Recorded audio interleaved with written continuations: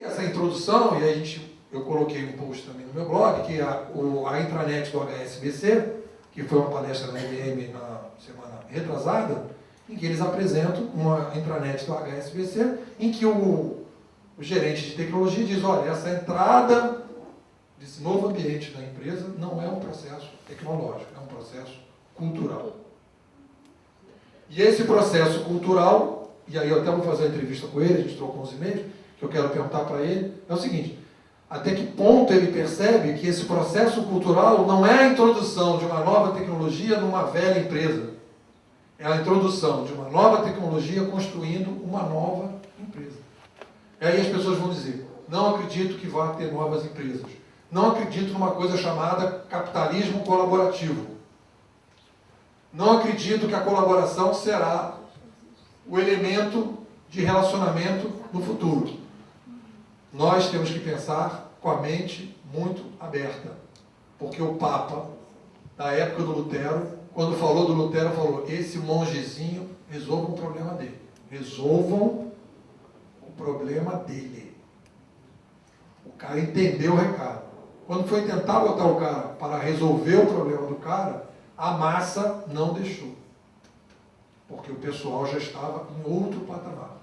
Então você vai chegar nos Estados Unidos agora, depois do Obama, aí vai vir o George Bush 3, o neto do George Bush oficial, e vai concorrer, e vai dizer, aí galera, mudou tudo, não é mais daquele jeito não, acabou. Você já deu o negócio, então daí para frente não vai, não volta, a coisa não volta, essa é uma outra coisa, ela não volta. Você pode ter resistências. Quando implantou o livro, em vários países do mundo, o pessoal dizia, aqui não. Ninguém vai imprimir a palavra de Deus aqui, porque Deus não se imprime palavra. E o pessoal foi segurando. Aí você tem a China, você tem Cuba, você tem vários países que estão boicotando a internet. Tudo bem. Foi assim também naquela época. Foi assim. E cada vez tem mais estudiosos comparando a entrada do livro com a internet.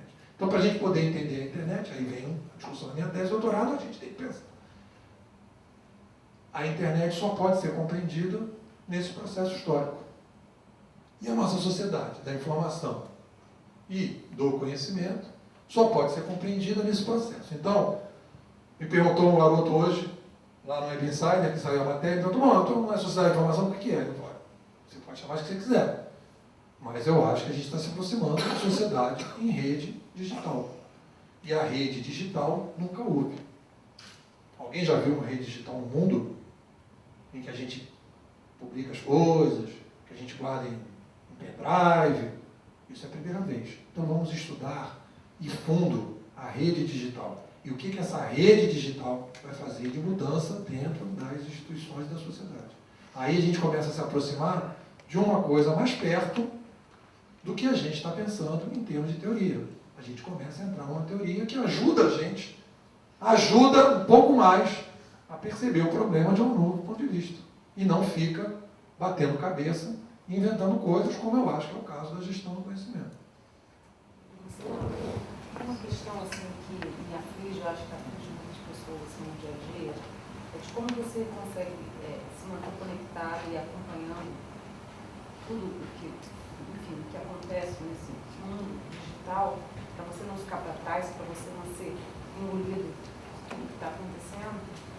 Como o desafio de você administrar o tempo com essa velocidade toda que se impõe à informação. Né? Então, assim, principalmente no ambiente corporativo, você precisa estar conectado, você precisa estar sabendo tudo o que está acontecendo, ao mesmo tempo você tem que cumprir tarefas ditas tradicionais, você tem que fazer seu relatório, você tem que fazer as suas tarefas ditas tradicionais, mesmo que você passe, enfim, horas do seu dia diante do computador do seu trabalho, que você vai para casa. Como, eu acho assim, que é o grande desafio que eu acho complicado no dia a dia, como você administrar o tempo, entendeu? Principalmente no ambiente corporativo, porque você pode ficar navegando em todos os blogs, fazendo tudo, sabendo o que está acontecendo, enquanto você também fica trabalhando. Então, quer dizer, você se desliga e acaba se ligando em várias coisas, se desliga daquela atividade que está desempenhando. Eu acho que esse é um desafio grande que a gente tem na rotina de trabalho da gente, de conseguir acompanhar tudo isso, né? É um desafio que eu acho que a gente tem que pensar como fazer. E também como selecionar o conteúdo que circula na internet. É mais lixo que conteúdo e como é que a gente pode aproveitar isso para o nosso aprendizado profissional, enfim. Né? São os dois grandes desafios que eu acho, como administrar esse tempo e como selecionar isso. A minha pergunta estava mais ou menos alinhada com a dela, então eu também vou falar já exatamente com relação à adaptação do ser humano nesse mundo fast. Porque o nosso DNA é o mesmo, né? Eu não sei até que ponto a gente consegue acompanhar toda essa velocidade. Porque hoje se faz muito mais nas empresas que no passado, no correio eletrônico, no intranet, no Messenger. Mas a impressão é que não se faz o suficiente ainda. Parece sempre que a gente está correndo atrás de algo que... Dá uma angústia. Isso dá uma angústia, isso gera estresse, mas eu não sei até que ponto é uma limitação do ser humano ou até que ponto é um conflito de gerações. Ou essa geração que está vindo, que já está nascendo nessa comunicação veloz e sendo criada dessa forma, quando eles chegarem na empresa e se tornarem líderes, vão conseguir gerenciar isso melhor. E esse conflito pode já estar ocorrendo hoje, porque no passado a impressão que os profissionais mais antigos faziam um pouco mais lentamente, mas talvez com mais qualidade. E hoje se exige uma velocidade muito grande e talvez não é possível fazer com a qualidade que se fazia no passado. Então, é mais ou menos alinhado essa questão do tempo. Bom, aí, vamos lá. Eu sou historiador, não consigo esquecer minha formação, apesar de já ser da área de ciência da informação há muitos anos também. Mas o discurso do excesso, estou falando sobre isso agora para você, né? Cícero escreveu sobre isso no século I, essa de Queiroz, um livro maravilhoso, A Cidade da Montanha, um conto, aliás, um livro que fala a mesma coisa, o telefone da vitrola do rádio. Quer dizer, essa sensação é muito antiga. Eu conheço pessoas de 60 anos de idade, pessoas universitárias que usam mais a internet do que eu, e pessoas que estão criando, aí um pouco de comentário com relação a ela, né? Que, claro que há o estresse, o excesso, claro que há a demanda excessiva para fazer tudo ao mesmo tempo, mas também vão surgindo as funções baseadas nisso. Né? Eu tenho um amigo meu que é funcionário do Ministério da Administração, que ele tem um cargo engraçado, é gestor de conteúdos e não sei o que do Ministério da Administração, porque o Ministério da Administração do Governo Federal sabe que ter gente que conheça o que está acontecendo em todos os aspectos da mudança administrativa, de gestão, de organização de empresas é fundamental, porque o Ministério da Administração surgiu já nesse contexto, nos anos 80, né, no começo dos anos 90, o Ministério da Administração.